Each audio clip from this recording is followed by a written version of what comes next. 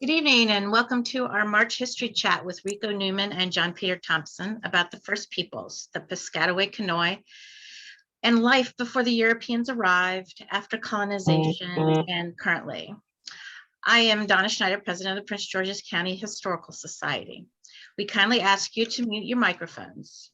We are recording this chat and we'll post it on our YouTube channel, which you'll be able to find on our website, www.pghistory.org. We will be answering questions at the end of the conversation, so please put your questions in the chat and we will get to as many as we can at the end. Now a little bit about our guest tonight. His name is Rico Newman. He's retired from the Smithsonian National Museum of the American Indian in 2009. He served on the Maryland Commission of Indian Affairs from 2002 to 2009 as a cultural information specialist. Presently, he serves on the Accokeek Foundation Board and with a task force of University of Maryland professors and tribal members to develop a Native minor degree curriculum. He also advocates for demographics on Native students in Maryland schools to better their post-graduation opportunities in colleges and universities. Now I will turn it over to John Peter. Thank you, Donna. Good evening, Rico. How are you this evening? I'm just fine. Just finished dinner, had some roast duck, so I hope I don't go into a coma. Oh, no. We need you to hang in there for an hour. We won't keep you more than an hour here. Okay. Well, I am so delighted to be able to talk with you because I guess I've known you for 20 years. I probably met you in the early 2000s. And tonight we're going to talk about a part of history that I know very little about, interestingly enough, and I hope to learn a whole lot about the first people, the people that were here before this was Prince George's County and who had been here quite a long time. And I'm hoping that you'll do most of the talking and I'll just ask a few questions from time to time because I want to learn so much. So perhaps Sure. you can start just anywhere you want and tell us about the first people. How did they get their name? Who were they? Well, to start with, today we are collectively known or noted as the Piscataway. And I often have to remind people that Piscataway was just one of many villages, and that the Tayak who lived at Piscataway originally was in a village called Mayom. And at that time, there was no Piscataway village occupied at that time. The Tayak decided to move from Mayom to a place, Piscataway, which is a place where fresh and salt water come together. And I always remind people, if you look hard enough, you'll see that name Piscataway is noted all along the eastern seaboard, wherever the Algonquin language is spoken, and you'll find the same feature where salt and fresh water come together. That being said, we just got stuck with the name because that's where the Tayak determined to live. For myself, I trace my family, my matrilineal side back to Choptico, and my paternal side of my family, I track back to Puerto Pico, or today in Chapel Point, or which some people call Port Tobacco, which again is a misnomer.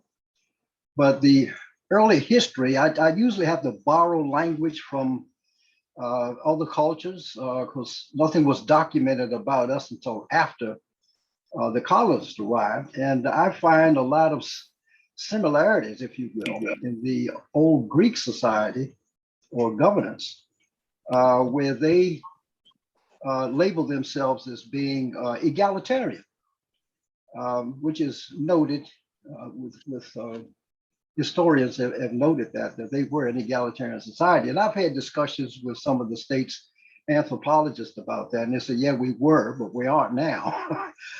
Which you won't get much of an argument from me on that one.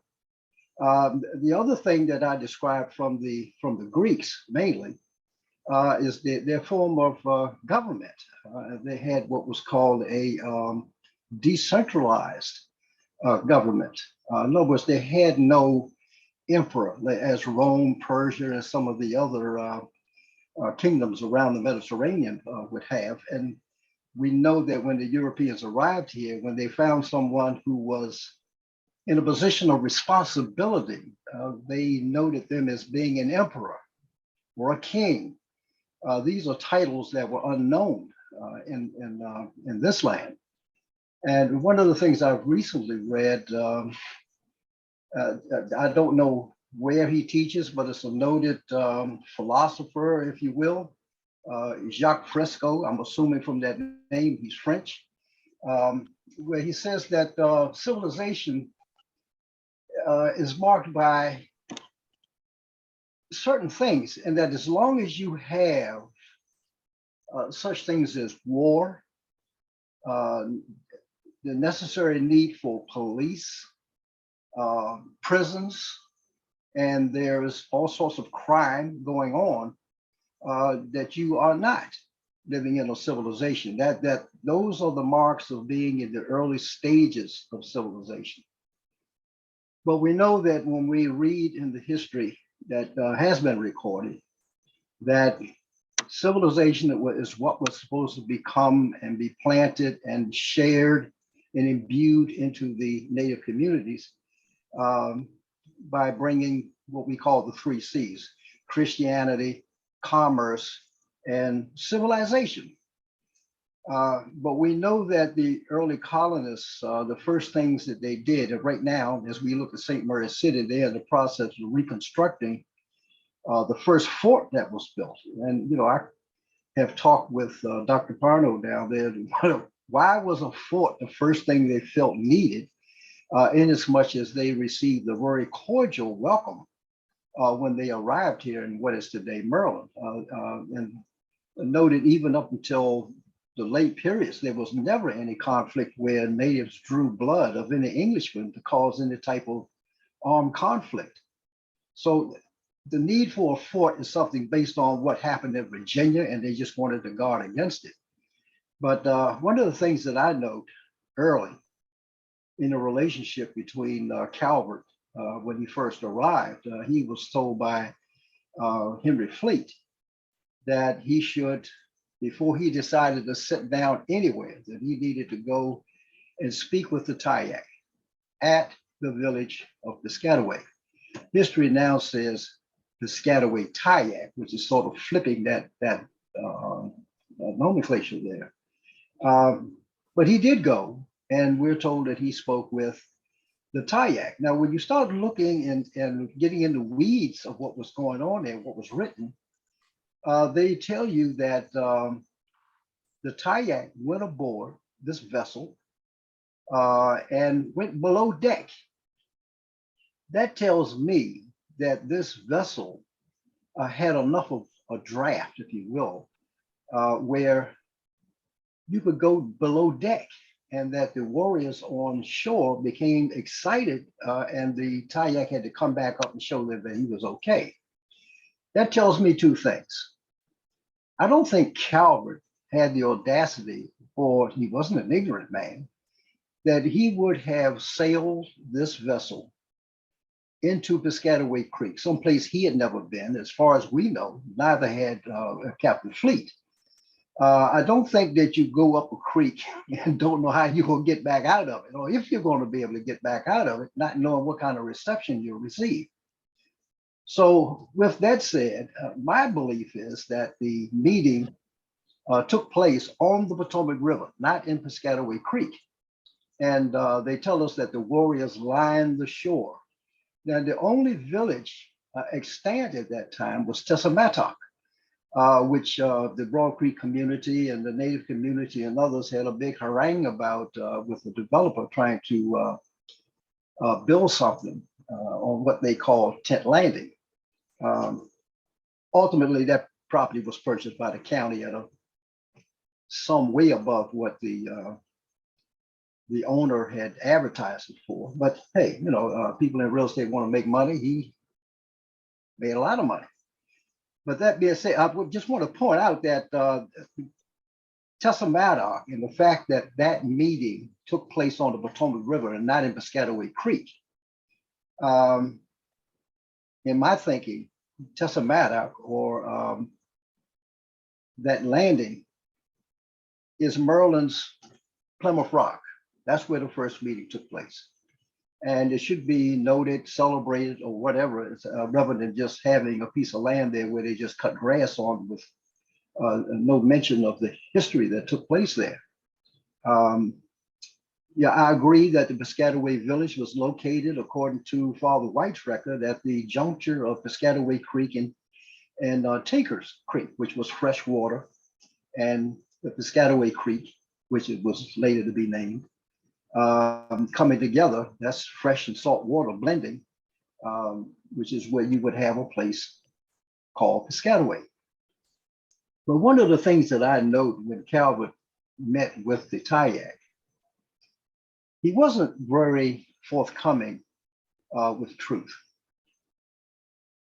He never disclosed that he had in his pocket or his bag or wherever he had it, this document from his king, which basically said that he didn't have to ask permission.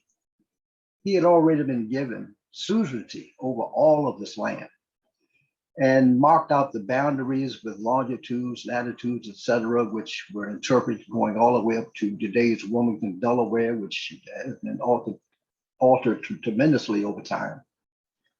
But that was never disclosed to the Tayak. So it was sort of behind the back sort of thing, and how to ask permission to sit down on the country, and you only came to exercise your religion.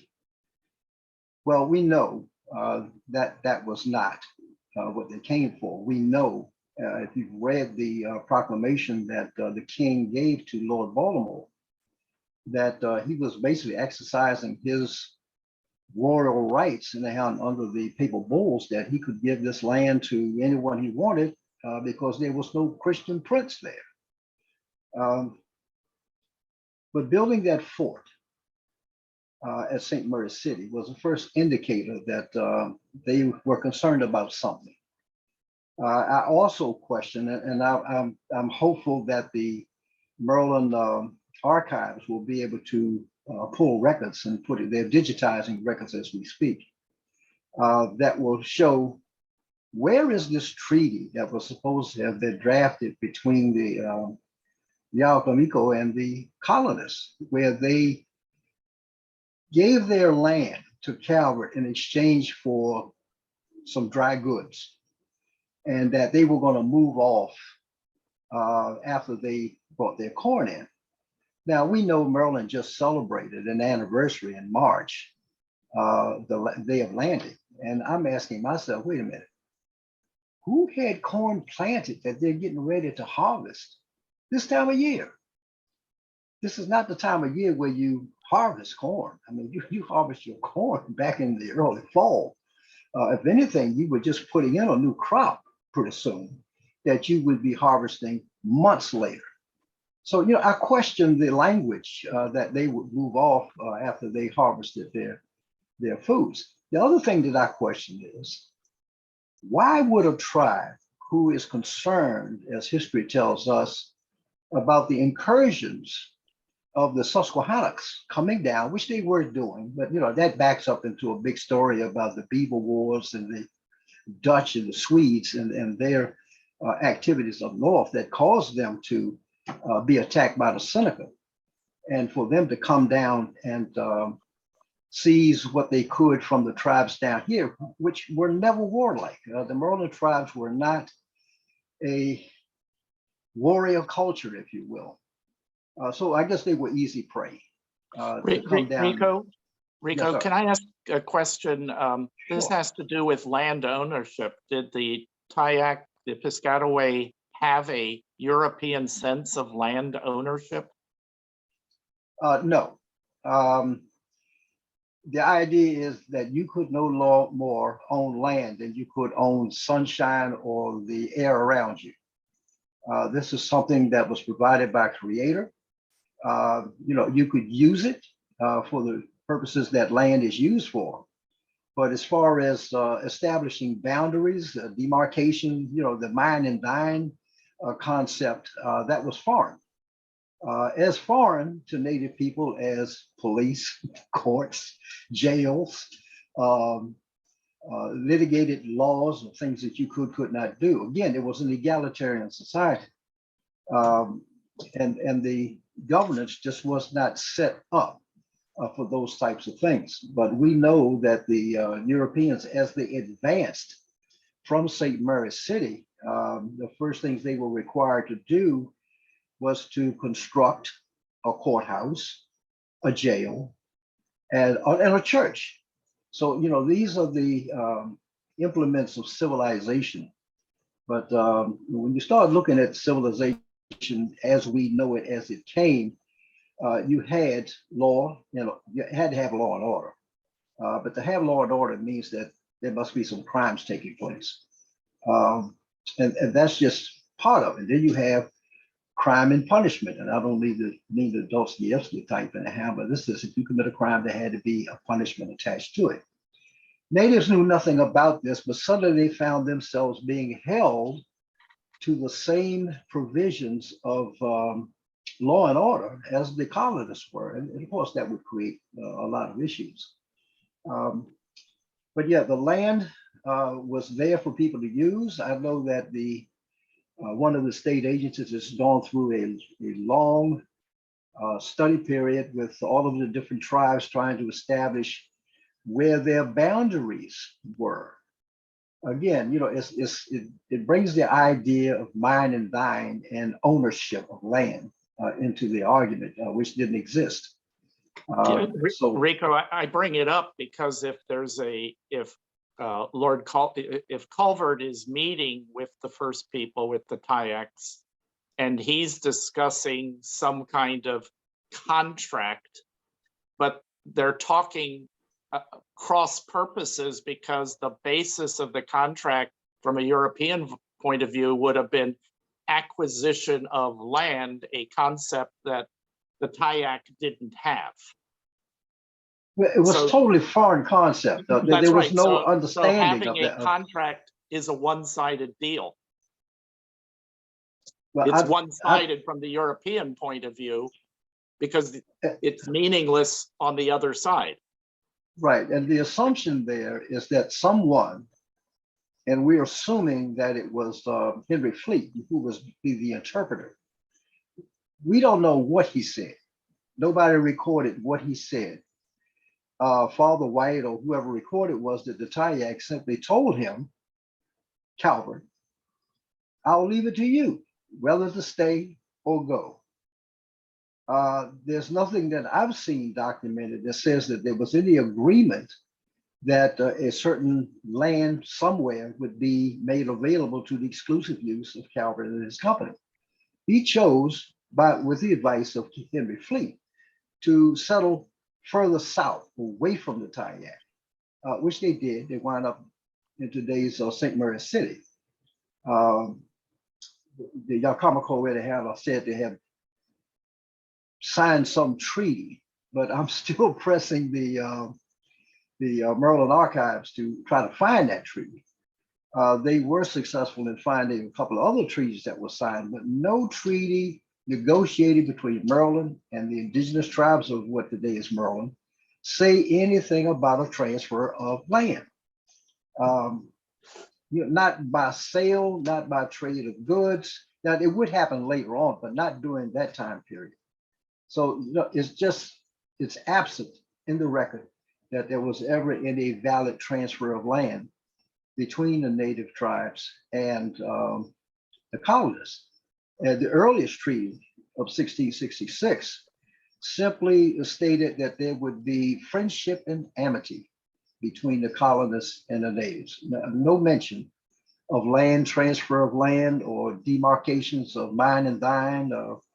But later on, that would come into play because colonists certainly, once they established where they wanted to be, they would mark off boundaries on their property. And then if you cross that line, you're trespassing. And they could make all kinds of demands of the native people if they came onto their property. So, there was a total difference in the concepts between one culture and another culture, which would ultimately lead into all types of issues. But and I'm not just blowing smoke. I mean, one of the earliest records of this was done by a gentleman named Andrews, who wrote a very definitive history of Maryland back in 1923. And he would do a revised edition in 1926. And I have copies of both versions, and one is half the size of the other, which kind of puzzled me. And the reason I bought the second volume, because the 1923 volume had pages missing out of the index. And I thought that the later edition would be able to fulfill those blank pages.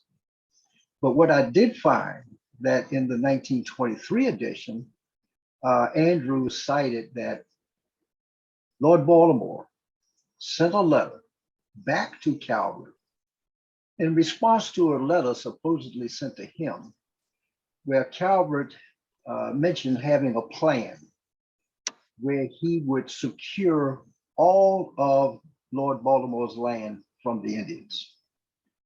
And Andrews states that that letter from Lord Baltimore to Calvert was in the archives at St. Mary's College in St. Mary's City. Now, the 1926 version omits that. And my wondering is, did he omit it because that evidence cannot be found at St. Mary's, so you can't allude to something that doesn't exist, or for whatever reason can't be found? But that being said, if you had a plan, even if it's not written, then we look to see, as they say, the proof's in the pudding. What occurred after that? What processes were put in place for Calvert to ultimately secure these lands away from the Indians? And there's a gentleman, I attended his introduction of a book that he did called Thundersticks. He did an introduction on that down at, oh gracious, I'm going to say St. Pete, not St. Peter's, down at Jefferson Patterson Park. And he had researched this book, Thundersticks. I can't recall his name, but I do have a copy of it. And he showed where Maryland was providing arms to its enemies, enemy nations. They were supplying guns to the Seneca and to the Susquehannocks. Now, what he doesn't mention, and what I found out later, Maryland entered into a treaty in 1652 with the Susquehannocks. They were being hard pressed by the Senecas, and they needed help. So they turned, the Dutch and the Swedes weren't about to help them because they were big trading partners with the Five Nations at that time. So Maryland did. A promise was for guns, and that a number of rangers would be sent north up into Cecil County to help them, to give them protection. Well, they supplied the guns, but they did not supply the rangers. And as we know, ultimately the Susquehanna would wind up down in near Fort Washington, and then into Virginia, Bacon's Rebellion, and everything ensued from that. But going back to this 1652 treaty, when you look at that treaty, the Susquehannocks, wherever to say Maryland, drew a line and had the agreement in this treaty that the Susquehannocks were surrendering all of their lands in the colony of Maryland. And they drew a line down the eastern bank of the Chesapeake Bay, all through Nanticoke territory, all the way down and across to the Patuxent River, and all the way back up to the Patapsco, and to include all of what is today Baltimore County and Baltimore City. And people are asking, wait a minute, when did that become Susquehanna territory that they had some license, if you will, to give this to Maryland? I mean, if you tell me you're going to give me a certain amount of money, heck, I'll sell you my neighbor's house. It's not mine, but if you're going to pay me for it, now it's up to you to take possession of it. So, when you see that happen, and you know that the Susquehanna had no right to any of that territory they were claiming, but you also look at the later treaty that Maryland went to Philadelphia and entered into with the Five Nations, particularly the Seneca, where now the Seneca are surrendering their claim to all of their lands in the colony of Maryland. And Rico, claiming, yeah, can I ask again? So sure. these other peoples, the Susquehanna and the Seneca, it's my understanding they also didn't have a European version of land ownership. It was more a right to use the land, but not ownership in a European sense. Is that correct? Right. They had what you might call an exclusive right of use. Right. Which means these contracts are one way because the Europeans are coming with a European sense, talking to other civilizations that don't have the same understanding. Correct. So it's a one-sided contract. Correct. But the person that's writing that document, and depending on who they have doing the interpreting to the natives to explain to them what they're doing and what the consequences are, that's where the mystery comes down, because I cannot fathom that if they knew what was taking place, that they were surrendering this. It's like the trickery that took place among the Nanaco, what we call the Delaware, the Lenape, when William Penn came over and they did that walking purchase, which was pure trickery. You're going to have a walking purchase. I mean, if you use the word walking, and then you're going to hire professional runners to cover land within the same period of time, somebody's been tricked. And although the natives complained about it, the Europeans did their own interpretations and laid their claims as being concrete, that they could not back out of. So yeah, the seizure of land, and that was the whole idea coming forward, was that the land was supposed to possess all of this wealth, which natives had no idea what you're talking about. I mean, gold, silver, copper, lead. They had no ideas about these things. Europeans did, and that's what they were after. And if you were on the land, I needed you off of it so I could have access to what I figured would be the means for me to procure wealth. And the other thing that was really impacting Native people as far as land was when Maryland came in and they started what's called the head right system, which started before they got here. The first ones to implement it were the Jesuits. They had sponsors that were providing them with monies to procure people who would come across. And the payoff was for each person you brought, you would secure a certain amount of land, hundreds of acres. But whose hundreds of acres are we talking about? And the idea that with this head right system, the people who were paying to bring people over to work the land as bond servants, once they finished their time period, they were to be given 50 acres of land, a hog's head of tobacco, and a suit of clothes, and 50 acres for if they had a wife, and 50 acres for each child. Now, the person who had the head right that was given maybe 1,000 acres was supposed to give part of their 1,000 acres to these people, but no, they kept their 1,000 and gave them land that belonged to the natives, that the natives were using, occupying, and farming.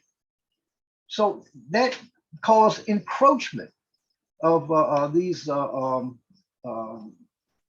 people who were freed from this bondage coming in and encroaching upon land that natives were using. And then the idea that they would turn their life. We didn't have pastured animals. If we wanted meat, you better go hunt it. Otherwise, you can't go out to the chicken coop, or you can't go out to the barnyard and get a piece of meat. You had to go hunt it. But pastured animals is another thing, but they would slow to put up fences. So these animals that should have been pastured were free to roam. They would get into the native gardens, which weren't fixed. And Calvert would tell them, well, you got to put up fences. Again, this is forcing your life ways onto someone else in someone else's backyard. And you're now able to enforce it because you've had enough time now to bring in enough people, to bring in enough arms. You had the firepower in order to back up what you were doing, whereas the neighbors didn't. They were refused the right or the ability to purchase firearms. No one could, so even some of the underhanded merchants that were procuring wealth otherwise with rum and other things didn't sell guns because they felt that they might be the ones to fall victim to these firearms. So the land issue was at the, I guess, at the foundation, the basis of all that would ensue over the next couple hundred years. And it's amazing when I tell some people that all of this occurred in 66 years. Between 1634 and 1700, the colonists had infiltrated, if you will, according to one writer, invaded, successfully invaded native territory where they were totally displaced. It was always the habit of native people. They, just like I tell people, I spent my whole life trying to live like my ancestors. I have a home in a town here, and I have a home down at the beach. But I'm not going down there in the wintertime. I mean, like today, you don't want to be near the water. You would have icicles hanging off you. So you go inland. And when the natives would go inland during the winter season, then the colonists would occupy those places along the water, whether it was Piscataway, Chapteco, Tessamatic, or any place else. It was like you abandon it. But it's like if I go on vacation for a couple of weeks and I come back, I don't expect for you to be occupying my house telling me I abandoned it. But that is the reality that happened. When the natives left during the winter months, when they came back in the spring, their land was occupied. Even when Calvert supposedly, at the behest and betterment for the native people, came up with these reserved lands where they did put these boundaries. You had 6 reservations here on the western shore of Maryland, but they weren't respected. Again, as soon as natives would leave, colonists would go in and occupy, make improvements. All they had to do was mark off a place, put up a fence, put up a chicken coop. That's an improvement. Now, stay there for a specified amount of time, and it's yours. Just pay your taxes.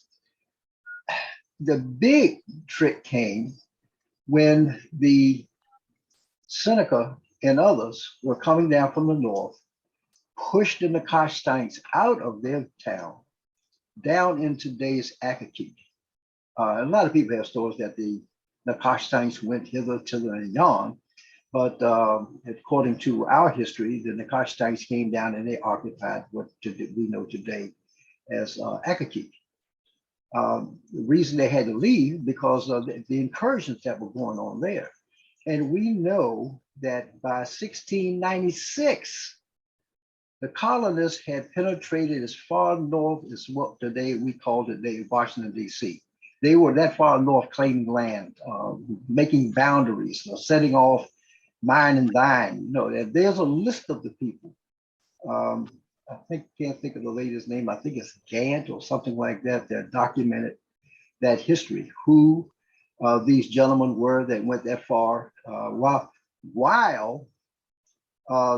Calvert had told the Tayak and the other community leaders, for their safety, to go to Zakiah Fort, that the Europeans would build this fort.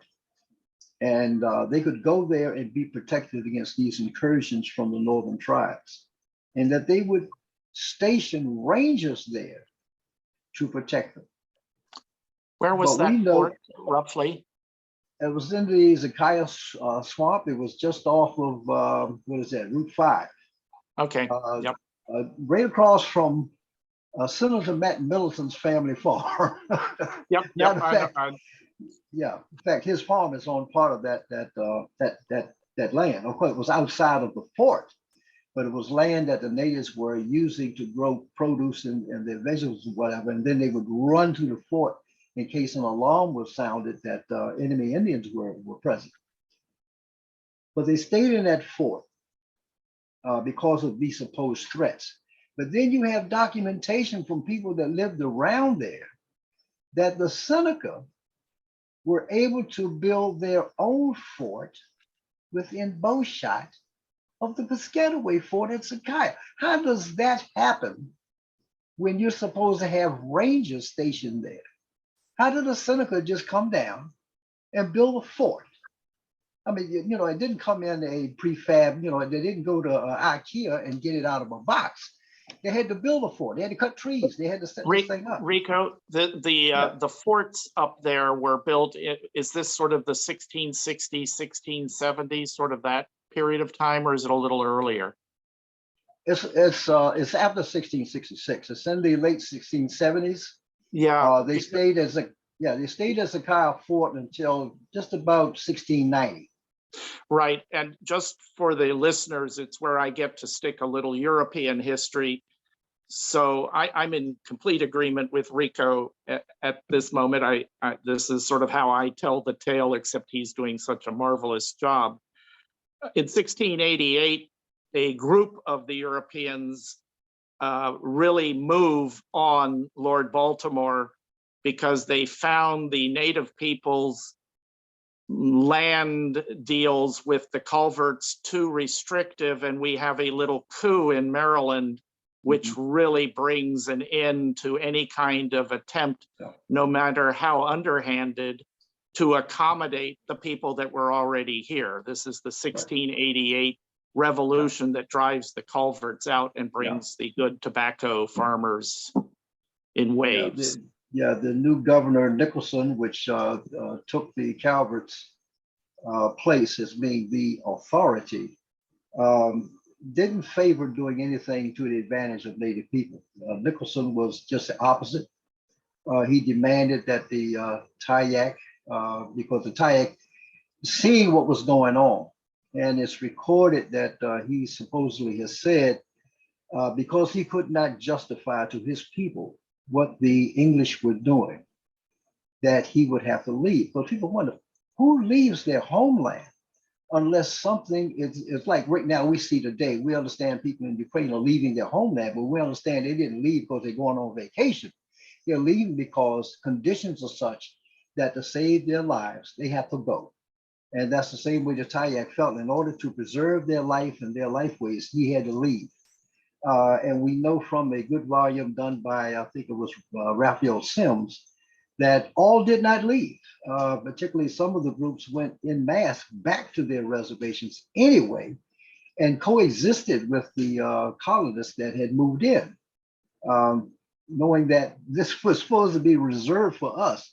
You know, you're welcome to stay here, but mind your business and mind your manners, which they did for a while. But moving into the 18th century, the 1700s, things would change. And once the balance of power, if you will, was in the hands of the colonists, especially with Governor Nicholson, they didn't feel that they had any obligations to comply with any of the wishes of the native people. The Tayak, of course, moved off over into Virginia, then on to Heater's Island. Ultimately, we know the history of that, going all the way up into Pennsylvania to Pittsburgh. But back home, many of the natives stayed put. I've worked with the Maryland Archaeological Society and the Maryland Historical Trust for years doing archaeology and going to some of these sites. And we know that they didn't leave because we still find evidence, physical evidence, material evidence of the continued presence. Of course, they weren't in the best places that they knew to be in order to produce the foods for their sustenance. It's quite a move and they had to be pushed away from the shoreline. And we know that you had to get away from the shoreline. The European colonists came in and occupied every one of the village sites along the water. So in the spring, there was no going back and mending the fish traps and collecting the runs of herring and shad. white perch, yellow perch, etc., during the runs in order to get that fish to either eat it on site or to dry it and save it for future use. So the whole system that natives had set up over untold centuries was disrupted. And that kind of disruption to your life ways, the way your culture moved from one to the other, was totally disrupted. They had to move into places where Europeans didn't want to go. And that would be away from the water, because water was the opportunity to grow crops and to have it shipped someplace where you could be paid. Very specifically, it's tobacco in the lowlands and the floodplains along the creeks and the rivers for transportation, but also for cultivation, which drives the first people up into the rocky ridge where tobacco doesn't grow well, nor does anything else. Exactly. The soil wasn't as conducive to growing and giving you the yield that you would need to support a large population. So the population dwindled, and what was created was a diaspora.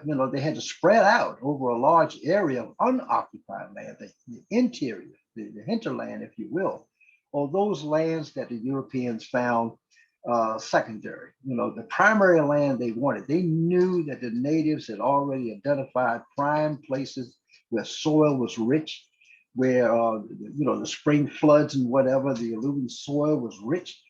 Put a seed in there, it's going to grow. Tobacco itself exhausts soil faster than any other crop.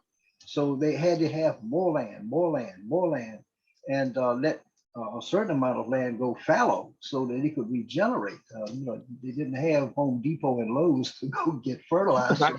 That's right. And it took 20 years. It took 3 to 5 years to exhaust the land and 20 years to bring it back to something that could grow something. We have to make sure that they are receiving appropriate, culturally appropriate care. And that's really, really hard. No. Oop. Did I get disconnected? No, you're still there. I muted the person that was in the back. You got me too. Okay. Oh, sorry about that. That's all right. We're at the diaspora, sort of 1700. The Nicholson, Prince George's County is founded 1696, folks. Yeah. It was at that period of 1696, these well-to-do, moneyed individuals were going forward and claiming this land, having engineers mark it off, and we know George Washington would ultimately be doing the same thing on the other side of the proclamation line of 1796 and going over there doing the same thing. So is it fair to say this was going on in all of the 13 colonies? Some version of this? Yes, it was a pattern. It was a pattern that was perpetuated and duplicated. Didn't matter what colony it was. It could be in New England, it could be in the Carolinas. It was replicated. That same process, the slow attrition to moving into not open country, but again, the natives already knew prime property. So they had to be moved off of it by one way or another, by trickery, treachery, or whatever worked. And for the most part, it did work. There was a dig that I participated in a couple of years ago on the Patuxent, on this side of the western bank of the Patuxent, just below Upper Marlboro. And the gentleman who came in and built a fine colonial mansion never occupied it. But by putting the improvement on the property, he could lay claim to it. And for many years, he had the natives remaining there to work it until he got slaves to come in, then they worked the land. Then you had this transition of natives being used as sort of sharecroppers. And then you have slavery come in, and then they produce crops, money crops for this gentleman, which was a money crop. And he was making wealth at the expense of the natives who were there forced to leave because, hey, then it was his property. So they had to go. And we find that on both sides of the Patuxent. We find it on both sides of the Potomac, the Anacostia, any waterways, you'll find that happening. The Anacostia River was one of the best places, along with the Patuxent, of growing wild rice. And we know that when they built the power plant on Benning Road in DC, they had the Army Corps of Engineers come in and eradicate the rice out of the Anacostia River, which turned its bottom into a mud pit. The other day I was talking with a lady when I was a kid. You used to be able to go up to Anacostia, and there was a marina where there's a park there now, just in Bladesburg where Peace Cross is. And there were 30, 40-foot boats docked there. You'll be good if you can get a canoe or a kayak up in there now. It has silted so badly because of the lack of foresight. You just can't come in and just cut every tree in sight and till the land. And just like on the Eastern Shore now, they're having issues with poultry farms and pig farms. That runoff is going to have an impact. But nobody had the foresight to see that happening. It's interesting, Rico, that by the mid-18th century, there are books written explaining to the planters that their cultivation techniques are filling in the rivers, but the planters were making too much money to actually pay attention to the books that their own experts were writing. Exactly. It was like, there was an inexhaustible supply of land. There was a gentleman that I interviewed. In fact, I had him on a radio show back some years ago. His name was Roger G. Kennedy, if my memory serves me correct. And he wrote I think he was the head of the National American History Museum. He wrote a book on Jefferson, that Jefferson's big desire, in spite of what history tells us, in purchasing Louisiana Purchase, was to gain more land to produce more farms for people to grow more tobacco and more cash crops, because they were exhausting the land in Virginia. And the slaves weren't helping because it wasn't to their betterment to do all they could to preserve equipment, to work as fast and as hard as they could, to grow more and grow it better. If anything, they would slow down on you and do things to impede you doing that. So they continually needed more and more tillable land to grow money crops, whether it was corn or tobacco. That is so correct. And in 1818, Madison, who's past president at this point, writes what I think is a pretty powerful document explaining exactly how the land was being destroyed by the cultivation practices in Virginia. Do you think anybody listened to what he said? And they still don't. Right. They still don't. It's a belief that you can go to the store and you get a bag of NP and dump it over the soil to reconstitute its ability to grow food. But Rico, these let me bring you back to, so we're sort of 1700, and okay, it's the rocky highland, what I call the spine of this Patuxent Potomac Peninsula. And the first people are spread out on land that's not very good for production. Do we keep track of them up to the Revolution? Do they just disperse so to disappear from European history? What kind of happens here? well, what happened to most natives that didn't leave? They wound up being sharecroppers. Now the landowners weren't required to document anybody working for them that wasn't considered to be taxable. Slaves were chattel, so they were taxed. If you had natives working for you, they weren't chattel, they weren't documented, they weren't taxable.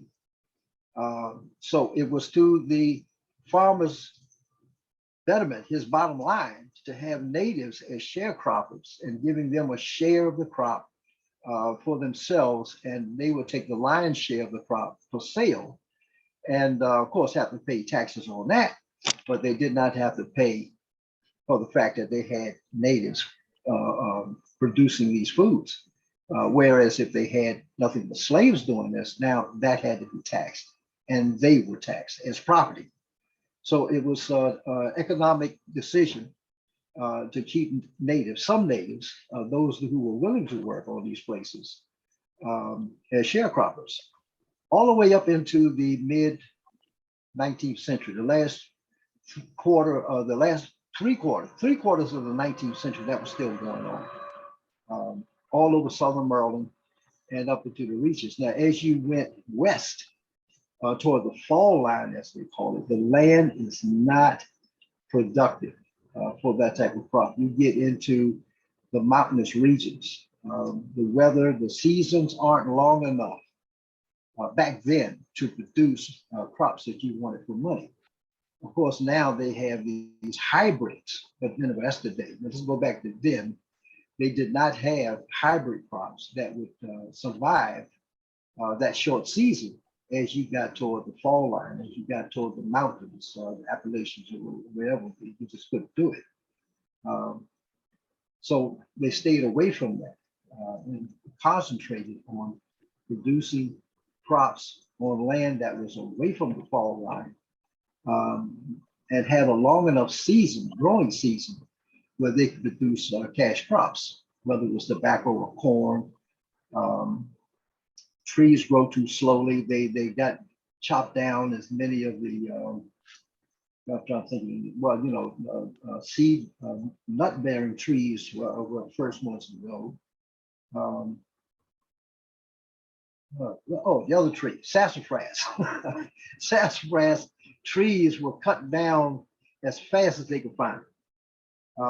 There was a theory that the sassafras roots were medicine. They could cure arthritis, they could cure rheumatism and blindness, and you name it. So those trees were cut down as fast as they could find them. And a lot of the forest was cleared for that same reason, you know, but it amazes me when I read that they say that the Indians moved out because they had exhausted their firewood supply. And, you know, I'm just laughing at that. I mean, that's laughable. The natives exhausted the firewood supply. Are you kidding me? This is the Eastern woodlands. You know, you can find enough dead trees laying on the ground to supply you with fuel for decades. You know, so that doesn't wash. But, you know, if the people who have the positions, what is the thing that they have to do? They have to publish or perish. So they'll write whatever fancy, whatever is their fancy, in order to keep it going and justify it. You know, just as to say that natives disappeared. Why? Because Rico, they stopped. Yeah. Let me ask you. Actually, in the back. Actually, I want to interrupt because we've only got 5 minutes left. Yes. Really? Really? Yes. Time flies. It does. We do not have any questions at the moment, but if I have a question. But I do want to ask a question for Mr. Newman. The book you mentioned, Thundersticks, was it written by a gentleman named David Silverman? That sounds correct. Okay. Well, I found it on Amazon. So if anybody is interested in Thundersticks, just type in the search Thundersticks and it should pop up. And as I said, the author's name. Yeah, he was a very interesting gentleman. He showed how the Dutch had improved firearms based on the recommendations of the natives up north, particularly in the New York area. They didn't like the old blunderbusses. They say this is too cumbersome, awkward. And they suggested the improvements to make on these guns. And when they did it, they found out they had a superior firearm. So it wasn't like it was the Dutch or the Swede genius that did this. It was the natives who were using these that made these suggestions that they implemented to these firearms and improved them. But the natives get no credit for that. You know, they're not supposed to have the intellect to figure that out. But anyway, you had a question, another question? I don't know if we have enough time before Donna cuts us off. No, When I do my history of Prince George's County, I mention that in my version of things that the last stand of the native peoples was at a place on the Anacostia called Garrison Landing by the Europeans, which is sort of Bladensburg to College Park. Do you have any comments? I mean, I know there's archaeology saying that there was a settlement up in that area. Do you have any information? Yeah, I'm trying to think. I think it's Julie Stepanowski or Julie Shablisky. She's with the Maryland Department of Transportation, I believe. She's an archaeologist. She did a dig right on, right off of what was, what is that route? Well, it's M squared off Edmonston Road behind Park and Planning. Well, yeah, they did one behind the building and they did one behind the old, it was either the elementary school or library right there at Edmonston Road and the intersection of the main road coming through. Right. And they went down because she called me and invited me out there and I went. And the gentleman that was digging, he was as tall as I am. And back then, I guess I'm still 6'1". You couldn't see this guy. He had dug down that far and was still finding artifacts. And the reason is that that village every year was inundated with the floods coming out of the Anacostia. So they kept going down and down and down and down and finding evidence of occupation going back, God knows how many hundreds of years. And it was sizable in the late 17th century. As I tell the story, this wasn't a few people. This was a large extended community along Paint Branch down towards Bladensburg. Yeah, Paint Branch going all the way up to what they call Indian Creek, going on up into where they made the archaeologists get out of there because they were building a metro garage, and basically told them that they had to cease and desist and get out of there because progress was more important than them finding artifacts, the habitation of natives on Indian Creek. So we've lost a lot of history. I want to thank you for the fastest hour I've had. I told you that, you know, when you and I talked that I was pretty sure I wouldn't have to do too much because there is so much to learn from you. So I'm thankful and grateful that I was able to get you to join me and to join the society tonight. We need to stay in touch. Always my privilege, always looking forward to sharing whatever I know, what I think I know. And it always gives me inducement to keep reading and keep learning. Well, thank you.